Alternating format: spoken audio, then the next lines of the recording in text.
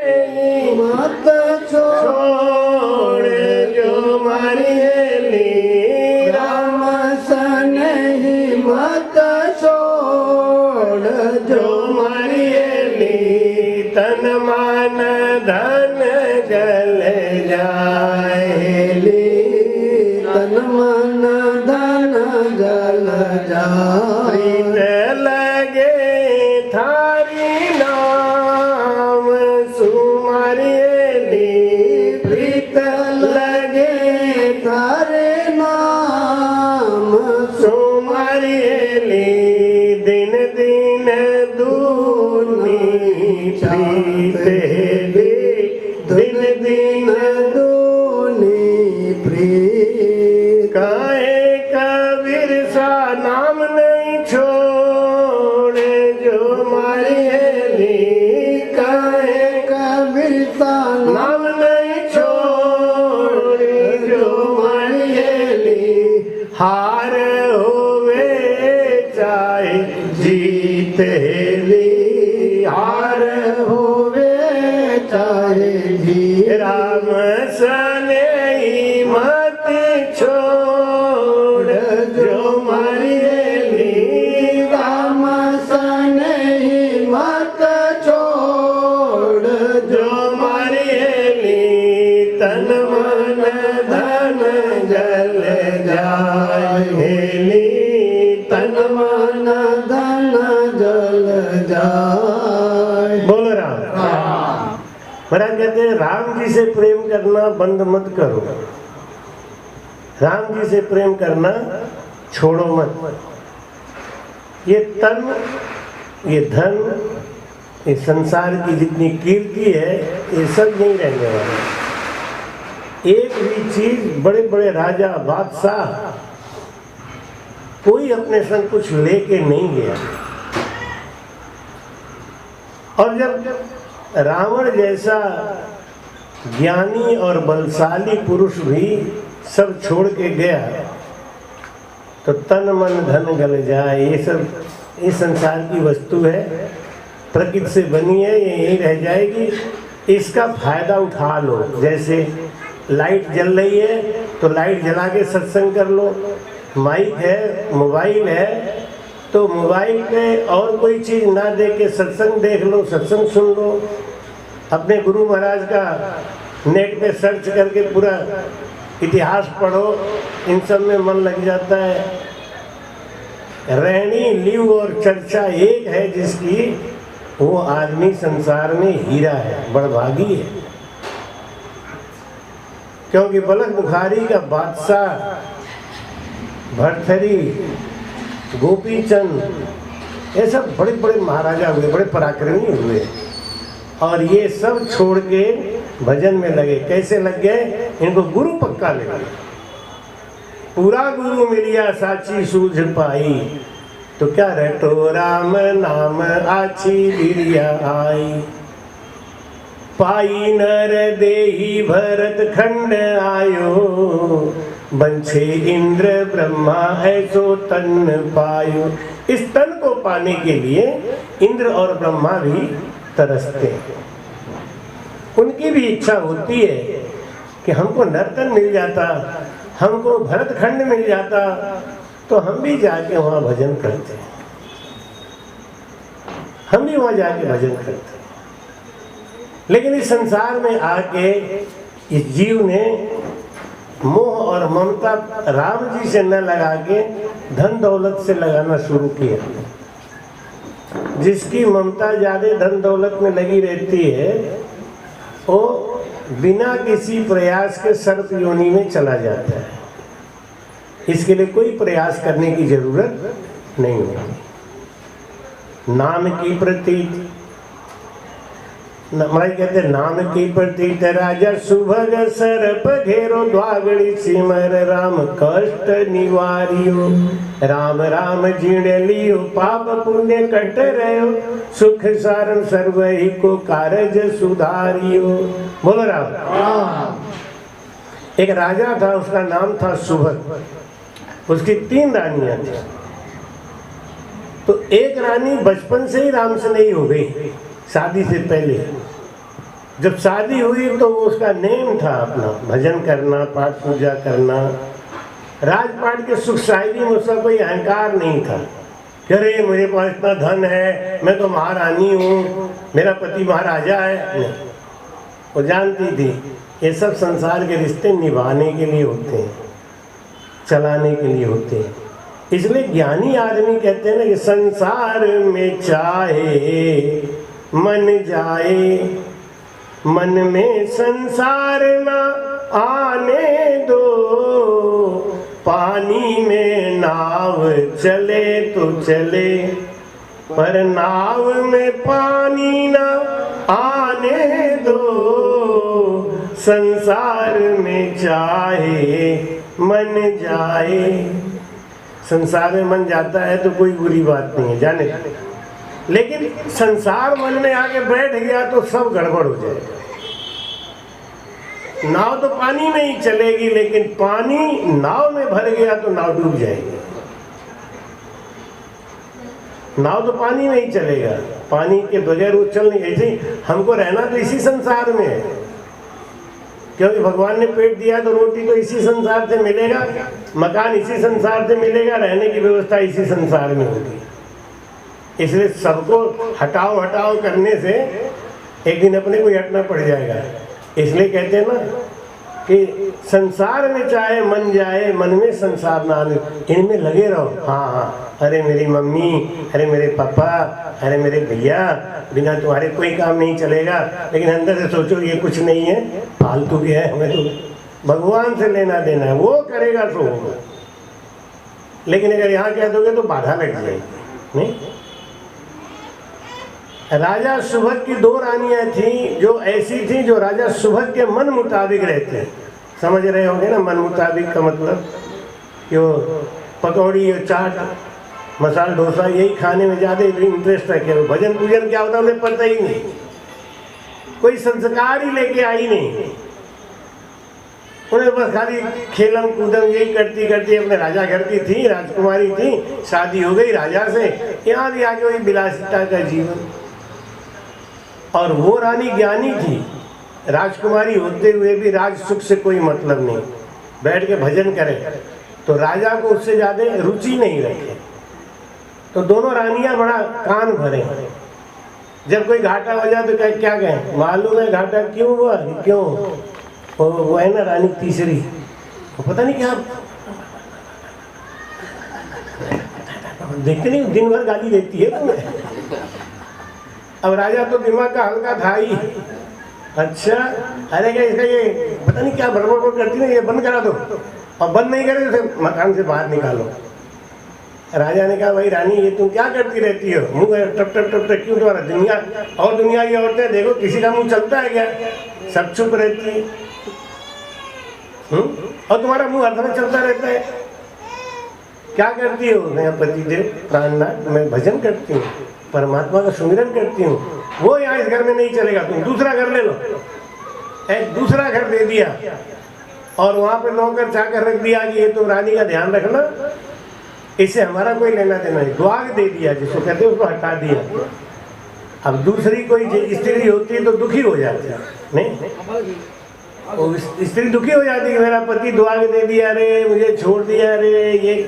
लेकिन वो रानी तो ज्ञानी थी ना, उन्हें धन्य हो प्रभु, एक बाधा यही लगी थी, उसको भी छोड़ा दिया।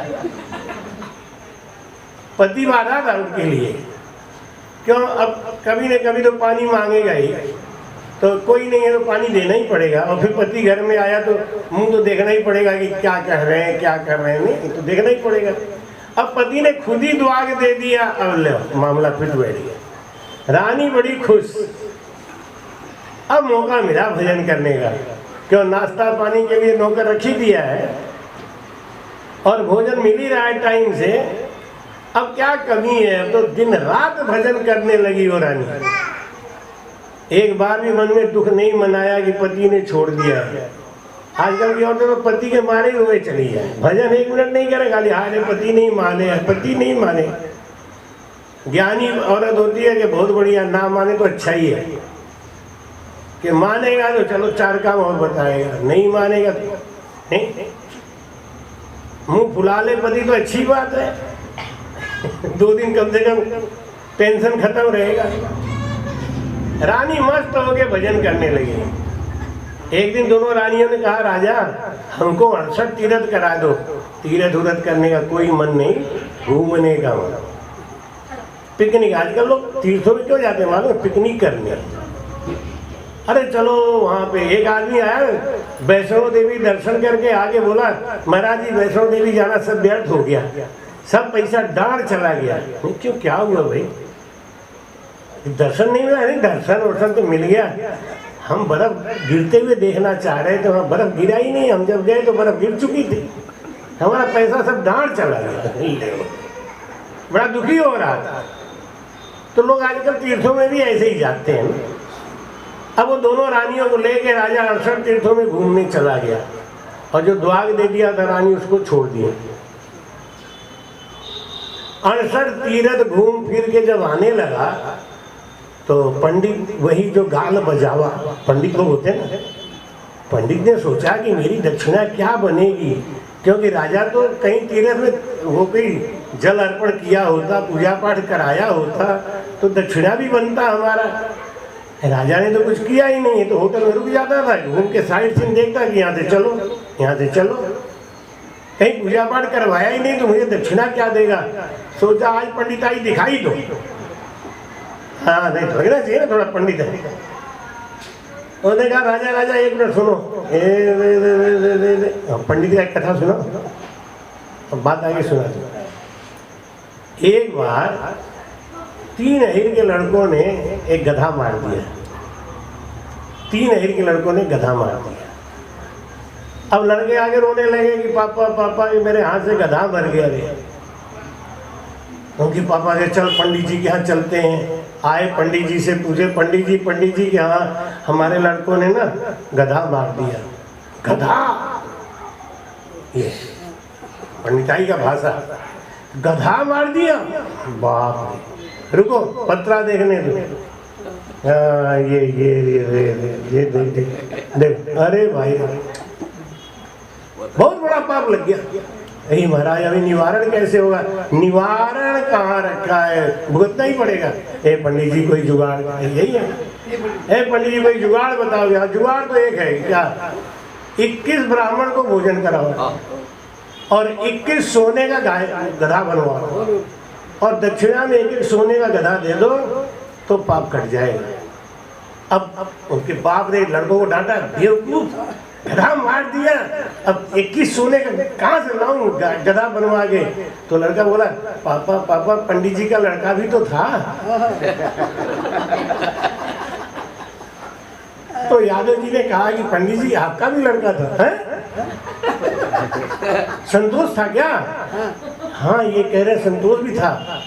अरे तो पूरी बात नहीं बताते तुम लोग, रुको पत्रा ढंग से।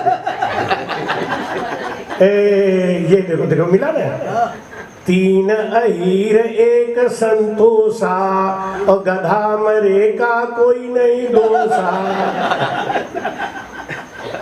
3 अहीर 1 संतोषा, एक संतोष मिल गया ना, सब खत्म, जाओ मस्त रहो। अब पंडित जी ने सोचा कि मैं 68 तीर्थ तो घूमा, लेकिन इन्होंने कथा तो कहीं करवाई नहीं। अब पैसा कैसे मिले? दक्षिणा नहीं। अब दक्षिणा कैसे मिले?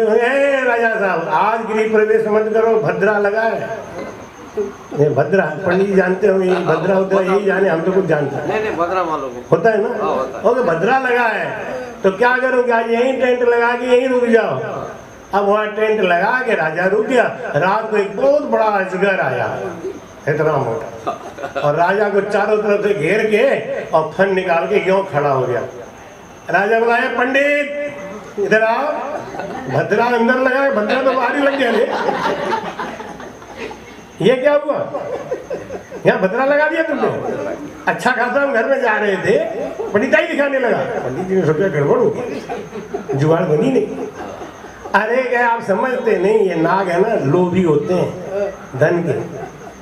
आप 68 तीर्थ करके आए हो ना, 34 तीर्थों का दान कर दो, ये भाग जाएगा। राजा बोला, हे नाग देवता, तो हमारे 34 तीर्थों का जितना भी फल बनाओ ले लो। फल बना गया, पूजा पाठ कहीं किया ही नहीं, दर्शन किया नहीं, फल क्या आएगा? नाग ऐसे पंडित जी बोले अरे महाराज दे दो 68 का पूरा, जिंदा रहोगे फिर कर लेना 68। राजा बोला 68 तीर्थों का पूरा ही फल दे रहा हूँ, हमें छोड़ दो। नाग ऐसे, पंडित जी अब क्या करूं? अरे क्या रानी भी तो गई है सब, इनका भी तो कुछ बना होगा, आप लोग भी सब दान कर दो। सब दान कर दिया। 3 दिन बीत गए लेकिन नाग हटा नहीं। ये सुखसारण जी महाराज की वाणी जी की कथा है। नाम की प्रतीत राजा सुबह सरप घेरो और द्वागड़ी सिमर राम कष्ट निवारियो, राम राम जीर्ण लियो पाप पुण्य कट रहो, सुख सारण सर्वहि को कार्य सुधारी। 3 दिन जब बीत गया तो राजा ने कहा कि पंडित जी अब क्या करूं?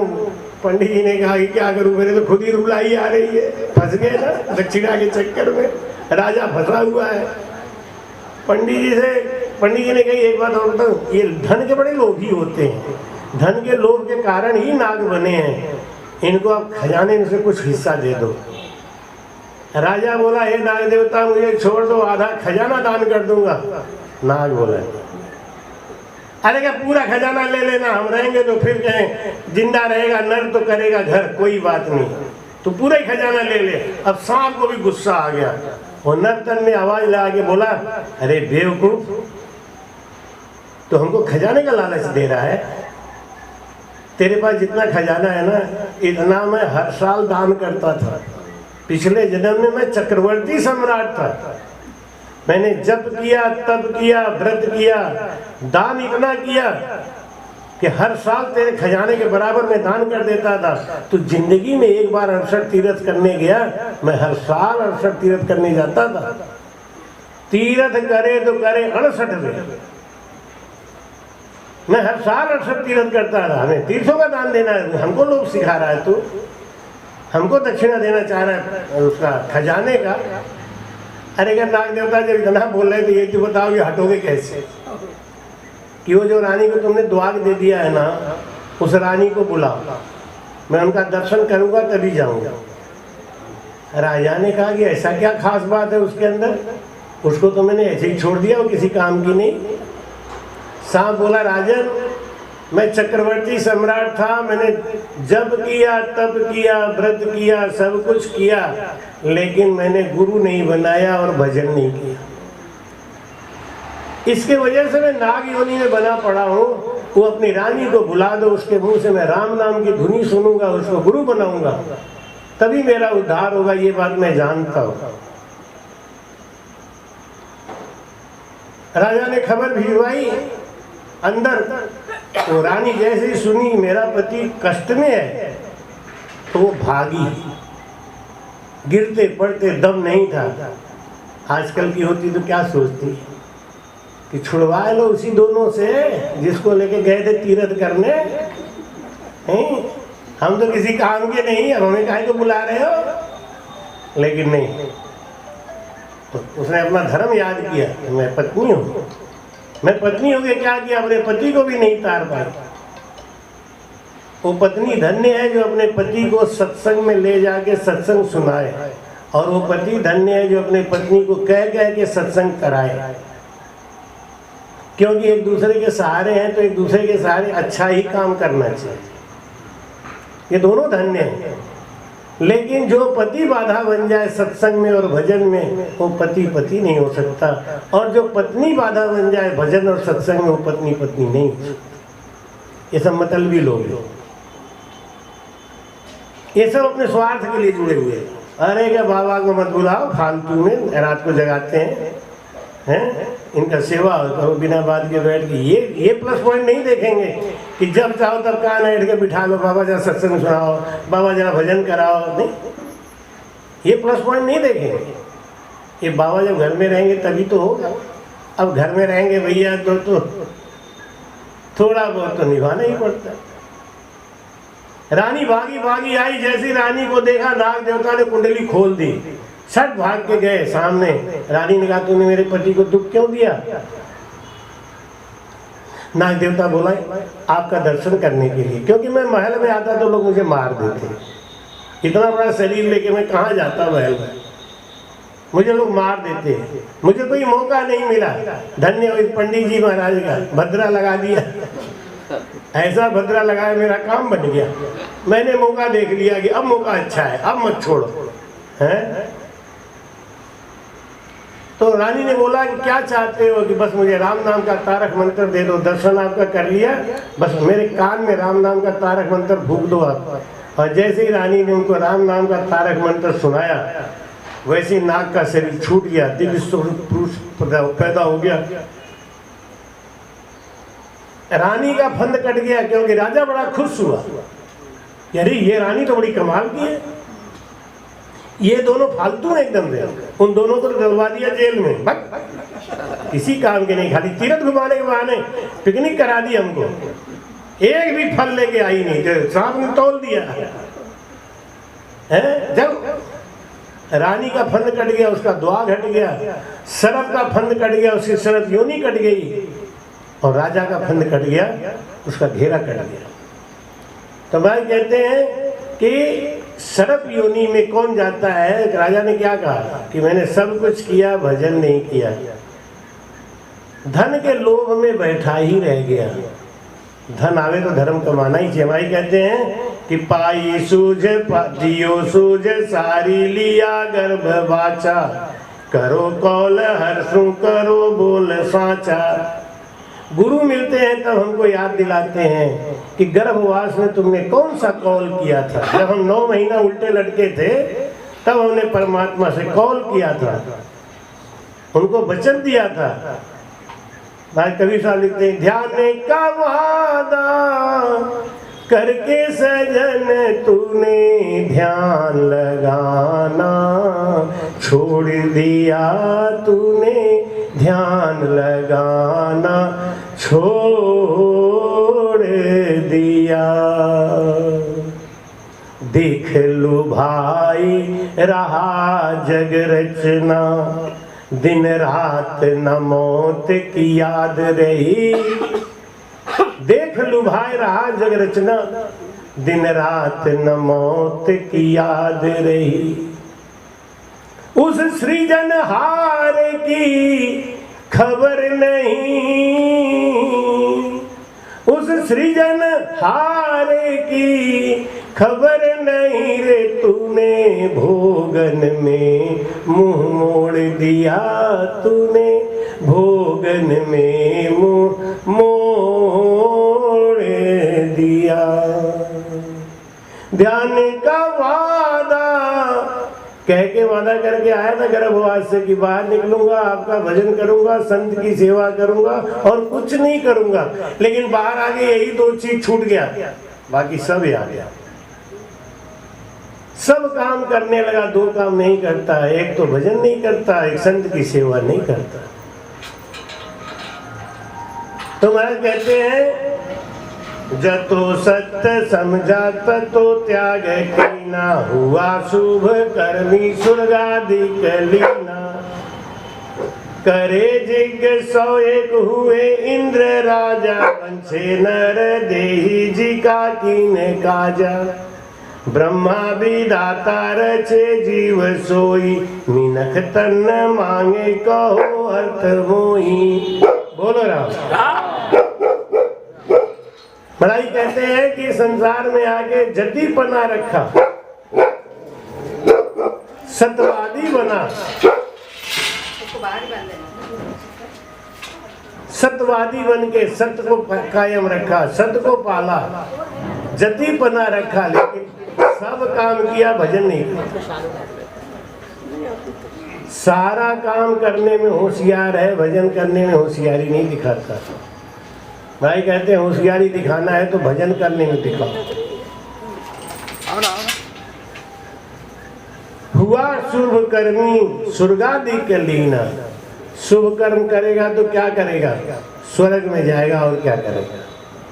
स्वर्ग में जाके क्या करेगा कि जब तक सुख भोगेगा देवलोकों का, उसके बाद 84 में आएगा, 84 नहीं छूटेगा। इस जीव की जो गति है, उस गति को समझो।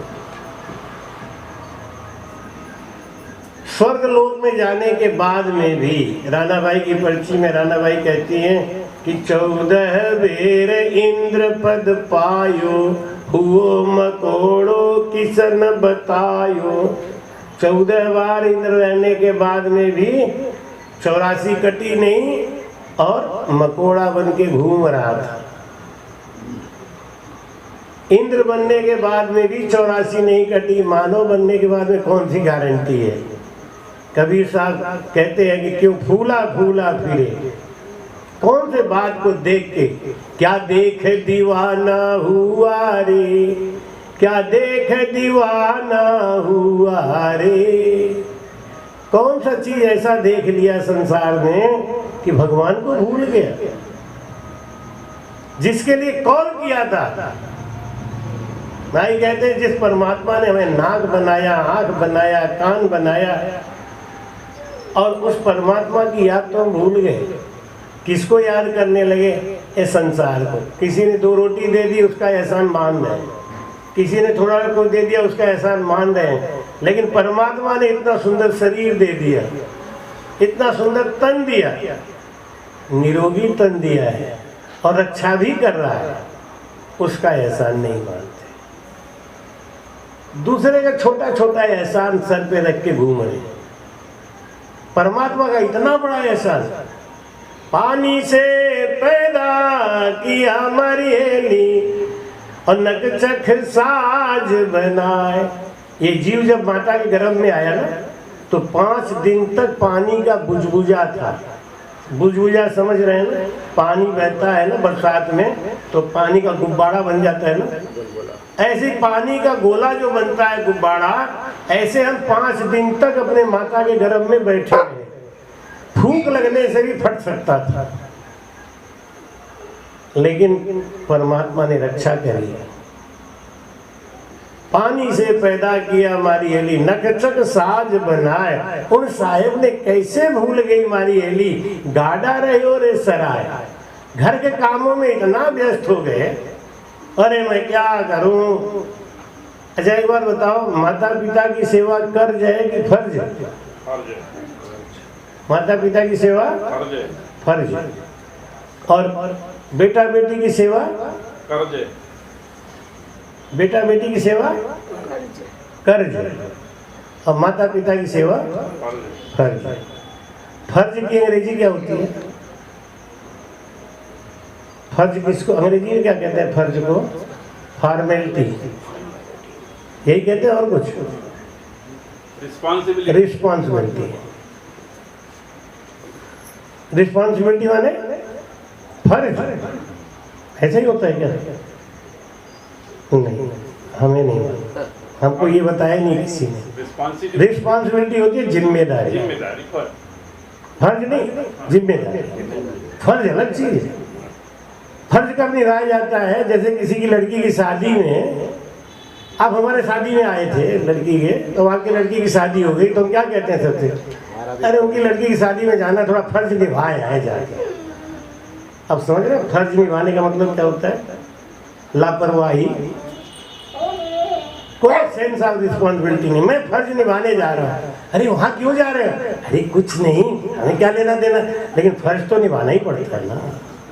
यही तो कहते हैं फर्ज, इसी को तो कहते हैं ना। माता पिता की सेवा फर्ज है। अच्छा, बेटा बेटी की सेवा कर्ज कैसे हो गया, ये नहीं समझ में आया। बेटा बेटी ने आपको कहां से कर्जा दिया है? बेटा बेटी की सेवा कर्ज है, ये बात बिल्कुल नहीं समझ में आ रही। बेटा बेटी ने कौन सा हमको उधार दिया, कौन सा हमारे को एहसान किया, क्या किया? देखो, माता ने अपने खून से शरीर बनाया। ये शरीर क्या है? माता के खून का कर्ज है या फर्ज है? माता के खून से ये शरीर बना है, तो ये शरीर माता का कर्ज है कि फर्ज? फर्ज है ना। और पिता के खून से हमारा जीव बना। पिता के हम रिकुटी में बैठे हुए थे, पिता ने माता के गर्भ में हमको स्थापित किया, उनके खून से हम पैदा हुए, तो उनकी सेवा फर्ज है कि कर्ज है? अभी भी नहीं समझ आ रही। कर्ज है महाराज, माता की सेवा और पिता की सेवा कर्ज है, और इसको करके हम कोई भक्ति नहीं कर रहे। एक आदमी गाना बना दिया।